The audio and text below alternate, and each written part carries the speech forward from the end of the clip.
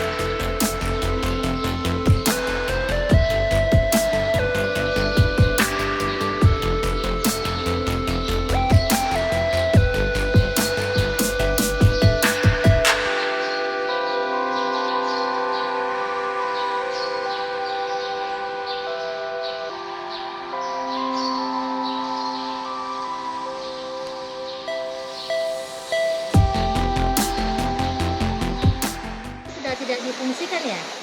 Ini difungsikan tapi kan tidak maksimal. Ada di 2 penjual setiap hari Senin, Kamis, dan Sabtu. Itu kenapa Pak? Ya mungkin karena banyak pedagang di sini tuh berjualan di pasar lain. Dan hari pasarnya sama dengan pasar Bunaros, Senin, Kamis, dan Sabtu. Ada berapa pedagang Pak di sini?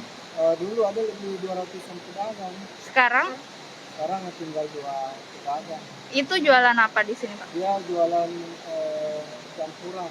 Campuran sama? Ini juga ada jualan makanan. Pak ini kan banyak sekali los di sini ya Pak. Iya. Apakah oleh masyarakat sekitar dipergunakan untuk menyimpan barang atau bagaimana Pak? Dulu ada yang menyimpan barang, tetapi karena tidak ada keamanannya, banyak juga anak-anak dari luar membongkar itu anunya pemilik kios. Jadi sekarang sudah diambil semua barangnya sama pemiliknya. Tadi ada pupuk di sana Pak, itu milik warga sini ya? Milik warga, dia fungsikan untuk menyimpan barang karena kan daripada dia simpan di luar, itu bukan sebenarnya peruntukannya, tetapi dimanfaatkan saja untuk sementara. Pak, sudah berapa lama ini terbengkalai? Ini kurang lebih 4 tahunan. Per tahun ya? Iya. Tahun 2017 ya Pak? Iya. Ini ramai di era waktu kunjungannya Pak Jokowi. Jokowi ya? Ini setelah peresmian Pak Jokowi, mungkin sekitar 5 bulanan tidak berfungsi lagi. Satu persatu pedagang sudah tinggalkan. Karena ya pembeli juga kurang. Karena akses transportasi juga ini yang perlu diperhatikan. Kalau jarak Maros kota ke sini berapa sih Pak? Kurang lebih 5 kilo. 5 kilo ya? Itu tidak ada kendaraan umum sama sekali yang ke Tidak sini? ada. Jadi masyarakat lebih memilih keluar ya Pak? Iya. Padahal di sini kalau ini dimaksimalkan, ya 3 kecamatan ini bisa diakomodir. Kecamatan Maros Baru, Marusu, dengan Mandai. Dan ini jalan poros sampai di Pateknya. Ya, harapan kami ke depan mudah-mudahan ada akses transportasi umum seperti PT-PT. Kemudian kalau perlu ada jembatan besar yang bisa menghubungkan Kelurahan Bajibodoa dengan Palampitan. Berarti di sini sudah tidak ada nih orang yang menyimpan barang di? Iya, tidak ada itu. Ya, ada yang ini menyimpan barang yang pedagang Menjual. itu. Tapi mungkin dia di luar jadi menjualnya di depan di Iya, di depan. kios depan. Jadi ada berapa sih Pak di sini kiosnya? Saya tidak terlalu hafal berapa, tapi kurang lebih dia ada 40-an. 40 kios. Iya. Selebihnya Ditambah yang ini mungkin ada sekitar 60. Ini 40 juga ini. 80 kios lah. 80 semua gitu. Lapaknya ada sekitar 90-an ya Pak? Ada Sekitar. lebih 100 ini kalau lapak. Makanya dulu pedagangnya ada sampai 200 Iya. ya Pak? Lapak basahnya juga sana banyak juga. Lapak 200 berapa? Lapak Ada 150-an ini. 150 di tambah Iya. kios tadi 80. Iya. Lapaknya ada lapak basah dan kering di. Iya. Jadi memang sempat berfungsi ya Pak selama 5 bulan. Cuma karena ya pedagang banyak barangnya yang kadaluarsa, minat pembeli mungkin kurang, jadi mereka tinggalkan satu persatu. Mereka itu pindah ke pasar Ramu, Iya. Pak, pedagangnya. Karena kan kebanyakan juga pedagang dari pasar lain. Baik, terima kasih. Terkait menyangkut pasar data, memang ada beberapa kendala yang kami hadapi selama ini. Terkait sudah beberapa kali kami sudah mencoba untuk mendorong atau mengajak para pedagang untuk masuk ke sana, tapi memang jumlah konsumen yang susah untuk mereka jangkau karena sangat riskan dan tanggung, sangat berdekat dengan pasar sentral.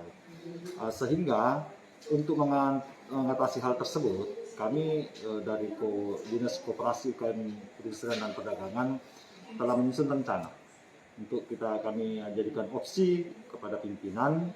Yang pertama, alternatifnya adalah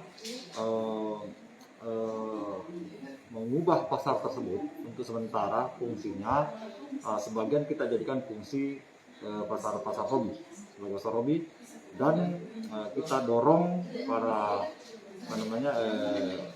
pasar tanam untuk bisa beraktivitas di sana, sehingga ketika sudah ada aktivitas yang nyata di sana, insya Allah para pedagang juga sudah bisa kita bisa giring, sudah ada pelanggan, sudah ada pembeli, kita bisa giring masuk ke dalam pasar.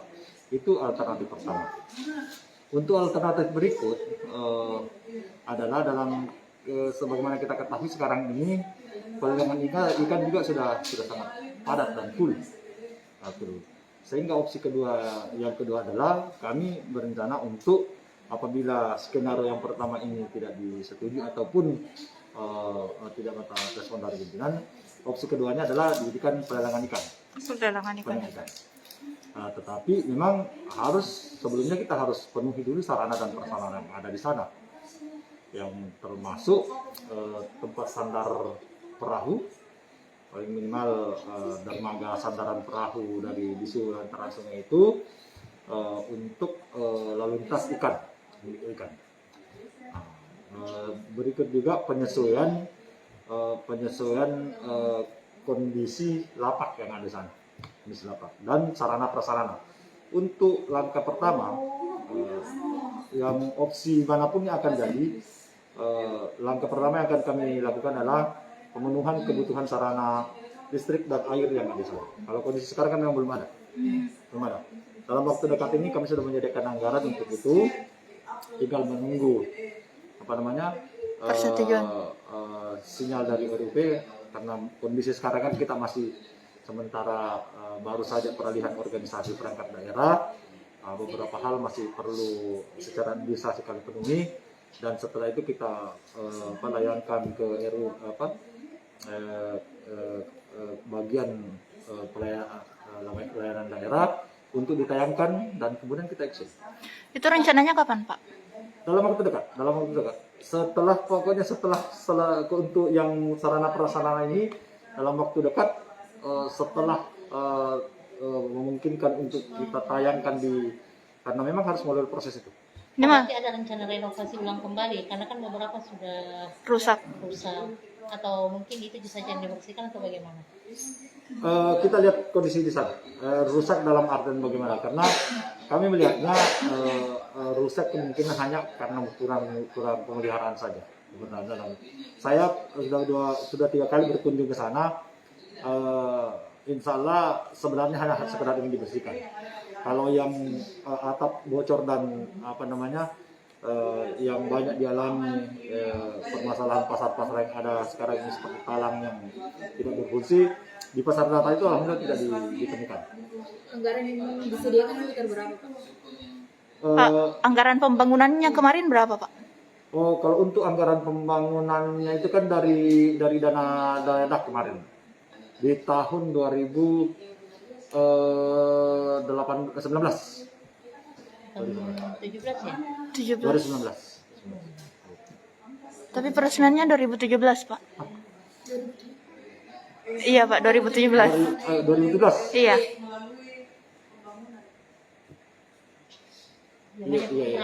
Iya, 2017, sorry. 2017. Oke. Terus kalau rencananya mau dibenahi lagi, berapa sekarang kita anggarkan untuk itu? Misalnya, kan dulu kan tidak ada air, tidak ada listrik, berapa semua anggarannya? Kalau untuk air dan listrik itu kan tidak membutuhkan anggaran yang terlalu besar. Terlalu besar. Untuk perbaikan yang lain, misalnya siapa tahu satu anggarannya itu bagaimana? Itu terpisah. Yang jelas kondisi sekarang sesuai dengan identifikasi teman-teman dinas koperasi UKM perindustrian dan perdagangan yang ada tahun lalu, itu identifikasinya tidak terlalu besar, hanya lebih tidak sampai 200 juta.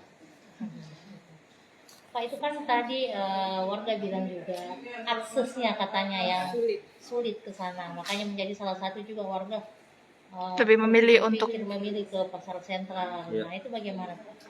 Sebenarnya terkait akses sudah bagus, hanya permasalahan utamanya adalah Kendaraannya tidak transportasi.